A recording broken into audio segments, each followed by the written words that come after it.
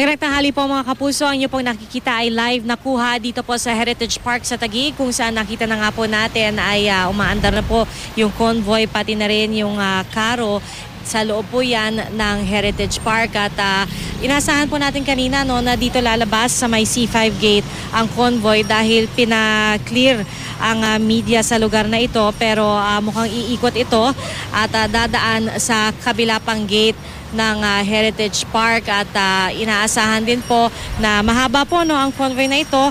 Ilang sasakyan po ang kabilang rito at in-escort po sila ng mga miyembro ng pulis. At ito nga po nakaalis na nga po palabas ng Heritage Park ang labi ng ating comedy king na si Dolphy, at dadalhin po ang kanyang mga labi sa Dolphy Theater diyan po sa ABS-CBN sa Quezon City. Mananatili po roon ang mga labi ng Comedy King hanggang alas 3 ng madaling araw bago po ibalik dito sa Heritage Park, kung saan gaganapin naman ang public viewing mula alas 8 ng umaga hanggang alas 3 ng hapon. So ito po nakita natin ang bandang unahan ng convoy at binuksan na po ang gate para makalabas na nga po ang mga sasakyan na bahagi ng convoy. Nakita natin hindi bababa sa 12 ang sasakyan na kabilang sa convoy na ito.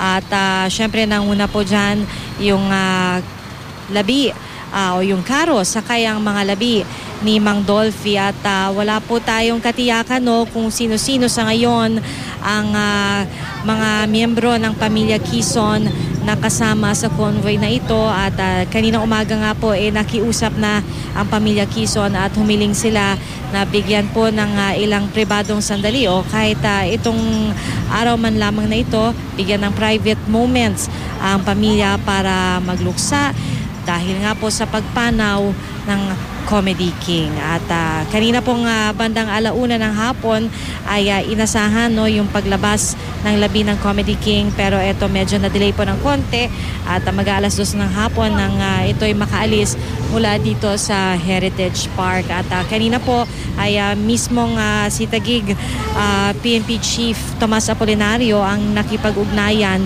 sa mga miyembro ng pamilya Quezon para pag-usapan di lamang yung rutang daraanan ngayong hapong ito, kundi pati na rin ang mga security arrangements para sa mga susunod na araw, dahil dito na po gagawin sa Heritage Park ang burol ng Comedy King at hanggang sa libing na po niya sa Linggo, dito na rin po isasagawa sa Heritage Park sa Taguig. At ito nga po ay inaasahan na hindi naman gaano matagal, hindi gaano tatagal ang convoy papunta po sa Quezon City dahil napakarami po ng mga escort, mga police escort na kasama sa convoy na ito. At nakita nga po natin na ang mga numbered vehicles, lahat po ng kasama sa convoy may number pass na nakapaskil sa kanilang mga sasakyan.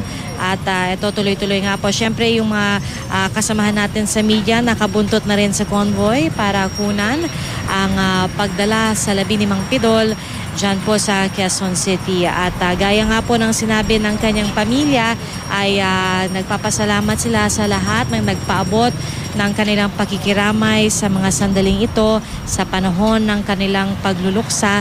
At nakikiusap nga po sila na bigyan sila ng konting privacy sa mga sandaling ito, pero bukas nga po ay tiyak po na ibabahagi po nila ang burol, bubuksan po nila sa public viewing ang burol dito sa Heritage Park. At mga kapuso, habang umuusad na po papalayo ng Heritage Park ang convoy na ito, ay may mangilan-ngilan pa rin ng mga tagahanga ang naririto pa rin sa paligid ng sementeryo dahil alam po nila na bukas nga po ay ibabalik dito, so gusto po nilang mag-abang at nag-aabang po sila ng anumang impormasyon dahil gusto rin nilang abangan yung public viewing.